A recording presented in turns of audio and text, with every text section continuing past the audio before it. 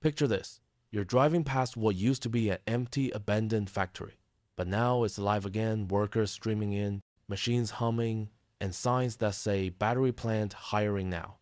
Could America really be seeing its factory come back? The battery boom is here. From powering electric vehicles to storing renewable energy, demand is skyrocketing.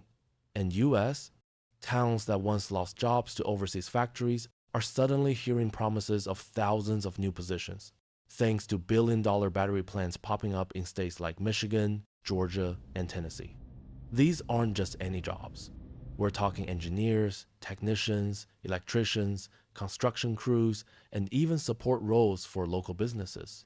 The hope is that battery plants could do for small towns what car factories once did in the 20th century, provide steady paychecks and rebuild local economies. Plus, building batteries here means less reliance on China, which currently dominates the global supply chain. But here's the catch. Many of the critical minerals like lithium, cobalt, and nickel are still sourced overseas. And some experts warn that automation could reduce the number of jobs compared to old-school factories.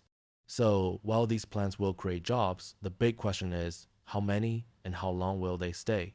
Other fringes cried, battery factories could become the backbone of America's clean energy future or just another shiny promise. What do you think?